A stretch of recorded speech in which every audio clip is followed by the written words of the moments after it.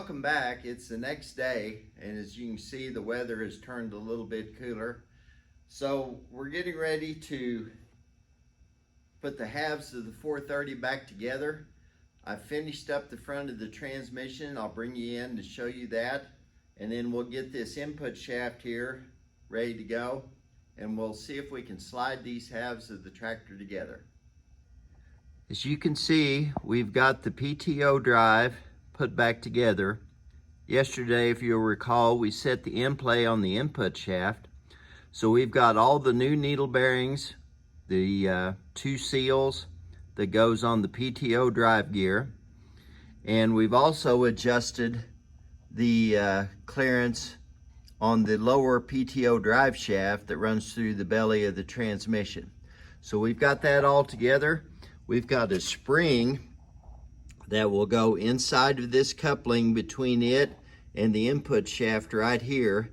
So we've got to install that, and as soon as we get that put in, we're ready to drive these two halves back together. I've got the camera positioned so we can see the halves of the tractor going back together. I'm going to show you this spring right here, if the camera will focus on it. I'm not sure if it will, but this is the spring that is going to go in between those two shafts in the coupling.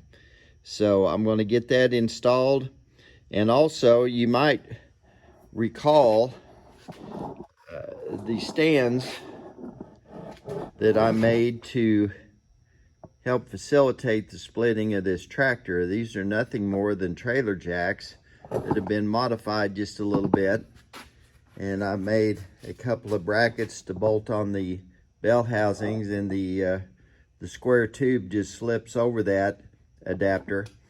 But this gives me a lot of leeway as far as adjusting the height, tilting the tractor from one side to the other. The jack on the other side is exactly the same as this one.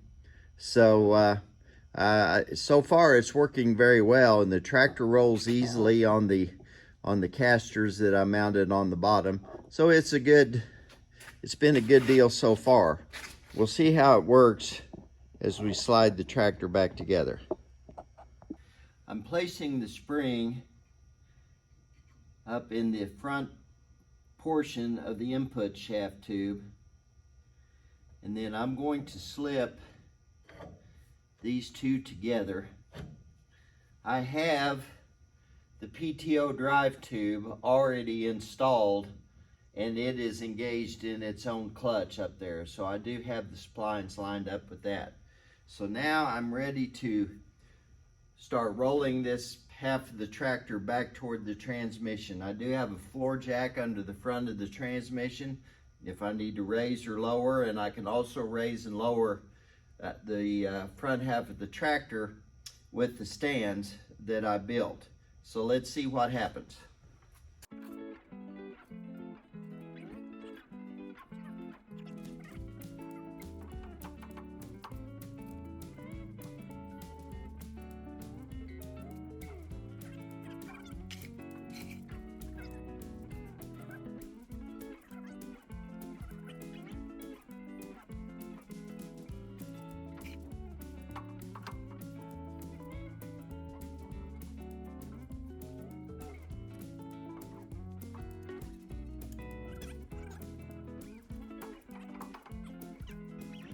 The input shaft is disengaged, so it almost feels like that we're either binding or I'm going to raise that tractor just a little bit.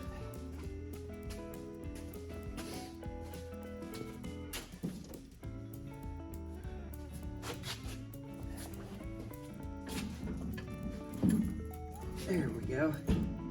We're just off just a little bit. Okay. Shows that the tractor needs to come back down. I'm going to bring it down on the stands. Okay, this side looks pretty good. Looks like the other side maybe a little high so I can bring this side of the tractor down like that. And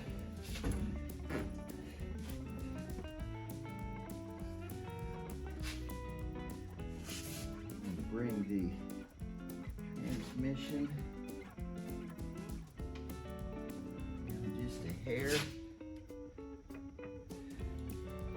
We're tight in there.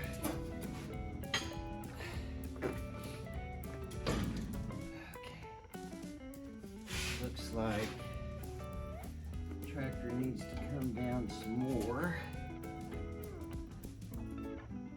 That looks pretty good there.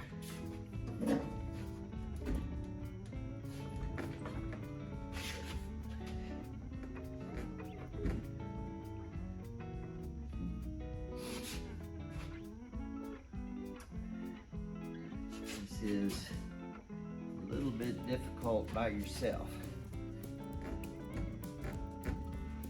Okay, we reach in here and see. Okay, we are not up to the PTO drive coupling yet, so that's not interfering. So all our interference will be at the transmission input. So the bolts are started in the top of the case. Let me get a pry bar. It acts like the input shaft of the transmission has made connection, and so has the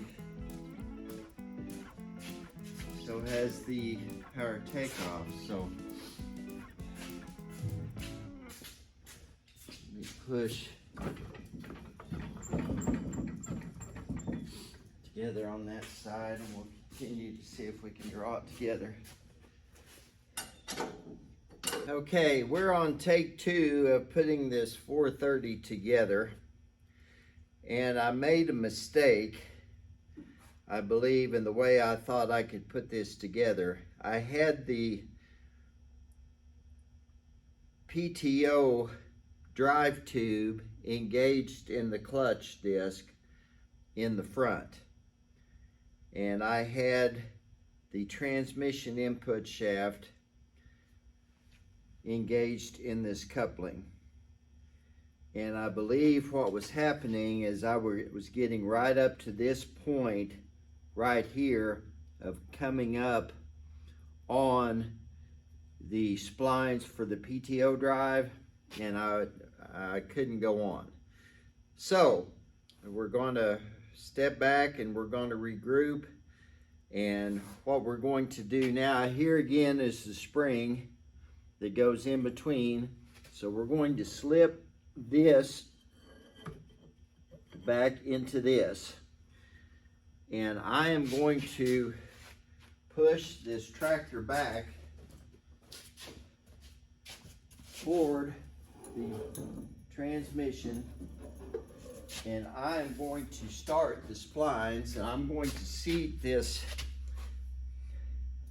tube for the PTO drive on these splines. I think I just fell out of my guide. I did. So I'm going to slip that back up in there, and I'm going to bring the tractor back just a little further. There we go. It does move rather easy on the casters. So, let me see. There we go. All right. Now, we'll get this engaged. There we go. we are started.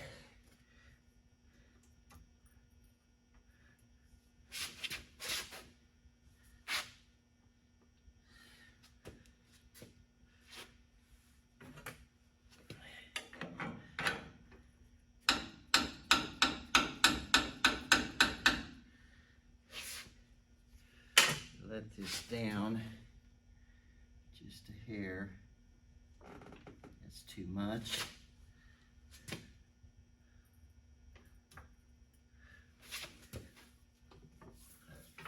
There we go. All right. Now, I believe that we should have better success. So let's start the front of the tractor back. I'm going to block behind the wheels. I'm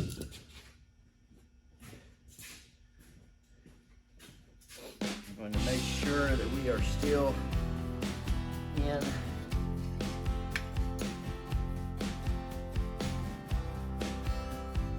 I believe we are still in the tube.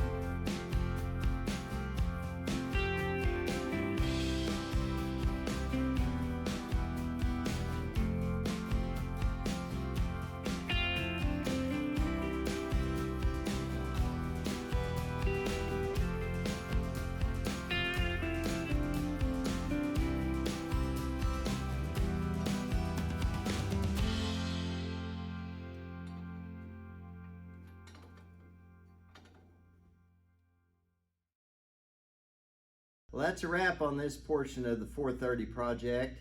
We still have the shift tower to put on, and I'm waiting on a few parts for that to get in. We'll get that on this transmission and get that sealed up. You may have noticed that I didn't reconnect the suction line on the hydraulic system. That's because one of the next projects we're going to do on this tractor is totally replace the rock shaft and the hydraulic reservoir unit on this tractor with one that I totally rebuilt last winter. We went totally through that unit, rebushed the rock shaft housing, built the shaft back up to standard, installed some new lip seals in that, and I'm hoping that this will cure a lot of the oil leaks that plague this tractor. The back end of this tractor is a total mess, as most Dubuque tractors are. Another project that we need to do on this tractor is reseal the power steering system. So that will also be coming up in a future video. So I appreciate y'all watching. Please like and subscribe if you would. And we'll catch you on the next time as we continue on with this 430 John Deere project.